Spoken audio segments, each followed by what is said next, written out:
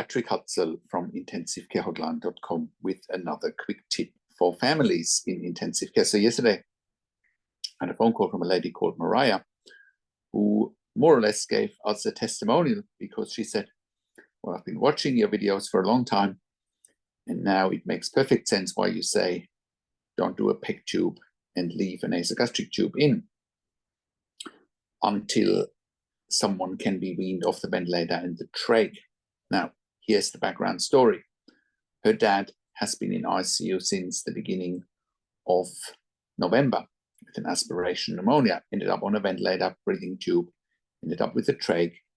And because of the videos that she watched, she said, well, I followed your advice and not giving consent to a PEG tube, which made the intensive care team try harder and eventually started to try swallowing and food for her dad. And eventually, once he was off the ventilator, they put the cuff down, did some swallowing assessments with him, and, he managed to swallow.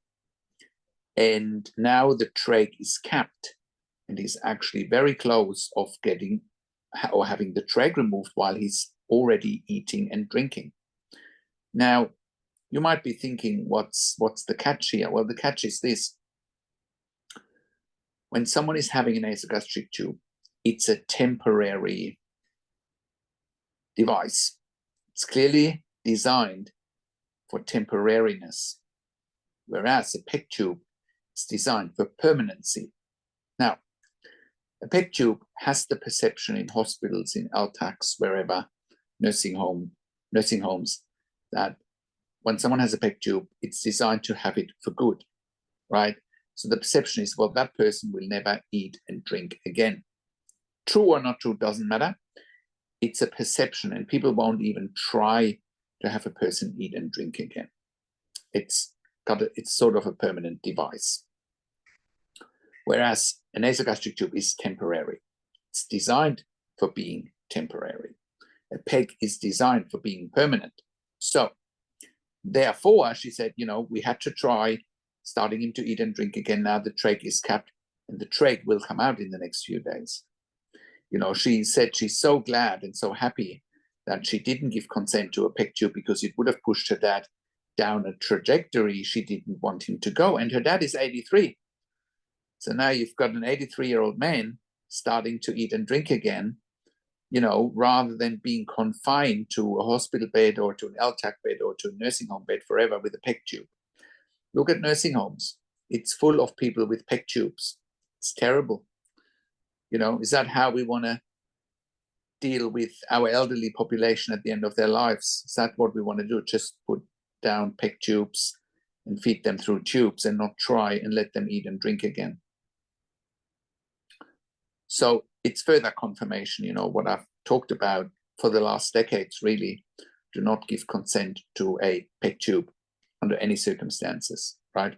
That's the exception to the rule. Like I said, high spinal injury, C1, C2 spinal injury, motor neuron disease, cerebral palsy. There is the exception to the rule, but there are actually very few exceptions to the rule of not giving consent to a PEG tube. So that is my quick tip for today. Do not give consent to a PEG tube. And today, it's confirmed once again that outcomes are better without a PEG tube. Now, we have a membership for families of critically ill patients in intensive care. If you go to intensivecarehotline.com, you click on the membership link, or you go to intensivecaresupport.org directly. In the membership, you have access to me and my team 24 hours a day in the membership area and via email, and we answer all questions intensive care related.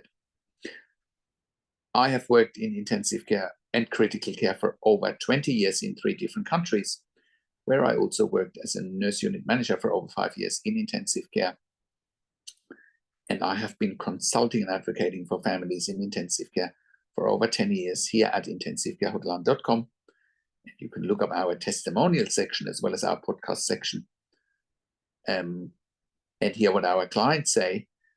I can say without any exaggeration that we have saved many lives with our consulting and advocacy simply by advocating for our clients and their families like you've heard me say before, the biggest challenge for families in intensive care is that they don't know what they don't know. They don't know what to look for. They don't know what questions to ask. They don't know their rights, and they don't know how to manage doctors and nurses in intensive care. Now, I also offer one-on-one consulting and advocacy for families in intensive care over the phone, Skype, Zoom, WhatsApp, whichever medium works best for you. And I talk to you and your families directly, but I also talk to doctors and nurses directly. I talk, if you want to set up a three-way call with you, me, and the doctors, I'm sure you will see how quickly I can change your world in a better way, in a positive light, just by asking the right questions, making sure the intensive care team knows you have someone on your team who understands intensive care inside out, and they will no longer be able to get away with any of the games they're playing, right? Because now you have leverage. Now, I also represent you in family meetings with intensive care teams, once again, so that you can make informed decisions, have peace of mind, control, power, and influence. I also assess with you whether you should even go into a family meeting with intensive care teams and what's the best course of action, right? We also offer medical record reviews in real time so that you can make informed decisions, have peace of mind, control, power, and influence in real time. And we also offer medical record reviews after intensive care if you have unanswered questions, if you need closure, or if you are suspecting medical negligence. And all of that you get at intensivecarehotline.com. Call us on one of the numbers on the top of our website, or simply send us an email to support@intensivecarehotline.com. Now, if you like my videos, subscribe to my YouTube channel for regular updates for families in intensive care. Click the like button, click the notification bell, comment below what you want to see next, what questions and insights you have. Share the video with your friends and families. Thanks for watching. This is Patrick Hutzel from intensivecarehotline.com, and I will talk to you in a few days. Take care for now.